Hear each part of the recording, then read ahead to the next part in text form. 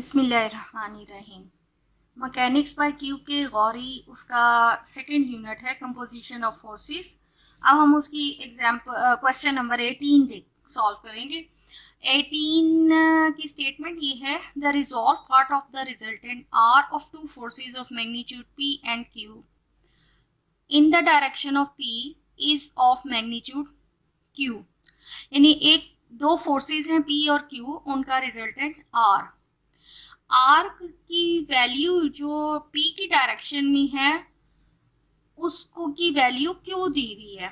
यानी अगर हमारे पास ये एक फोर्स होती है, ये उसका एक्स कंपोनेंट है, ये उसका वाई कंपोनेंट है।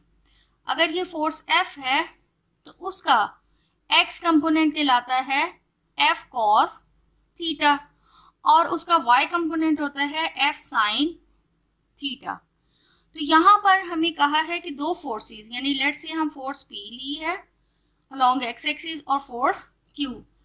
अब जो उसका in the direction of P की डायरेक्शन में जो फोर्स रिजल्टेंट का जो रिजॉल्व पार्ट है, यानी कि पी की डायरेक्शन, चूंकि हमने पी को अलोंग एक्स एक्सिस लिया है तो इसका आर का एक्स कंपोनेंट यानी कि R cos theta, R cos theta उन्होंने कहा है कि जो आर का रिजॉल्व पार्ट पी की डायरेक्शन में है उसकी वैल्यू क्यू है, इसकी वैल्यू जो है वो क्यू होगा।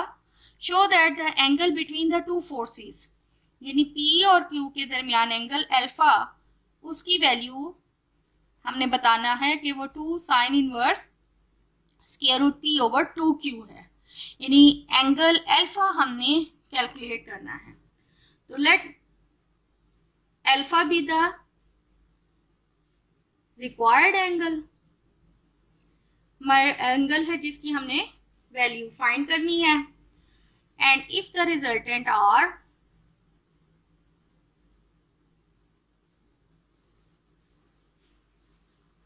मेक्स एन एंगल थीटा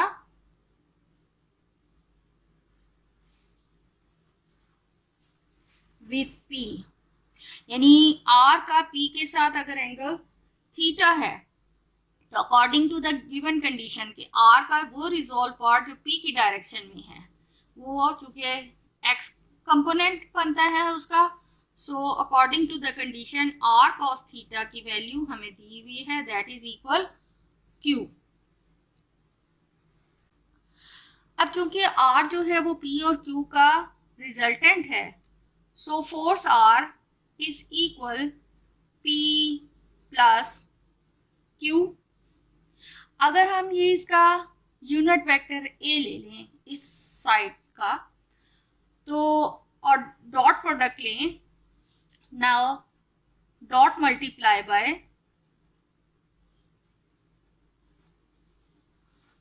ए के साथ अगर हम इस इक्वेशन को मल्टीप्लाई करें तो R dot A is equal P dot A plus Q dot A.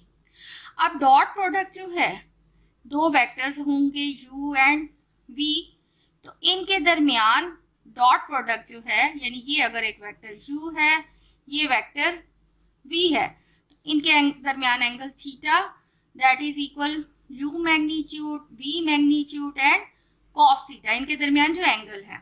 तो यहाँ पर अब हमारे पास r और a है, तो r की मैग्नीट्यूड हमें गिवन है r cos थीटा, और चूंकि यूनिट वेक्टर है और यूनिट वेक्टर की मैग्नीट्यूड 1 होती है तो वो वैनिश हो गया। तो ये हमारे पास r डॉट ए जो है वो r cos थीटा आ गया।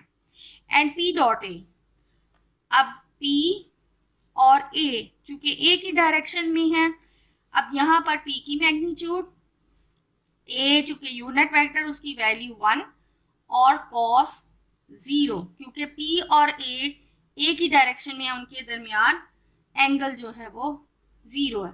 अब ये हमने a लिया है अलोंग p, तो a जो है वो q के साथ ही एंगल अल्फा बना रहा है, सो q और a की magnitude 1, q cos alpha, cos 0 is equal to 1 और यहाँ हमने ये r cos theta is equal Q रखा हुआ है गिवन कंडीशन के मुताबिक, तो ये q is equal p plus q cos alpha, p को एक साइड पे ले लें तो ये हमारे पास q minus q cos alpha, q will be common so 1 minus cos alpha.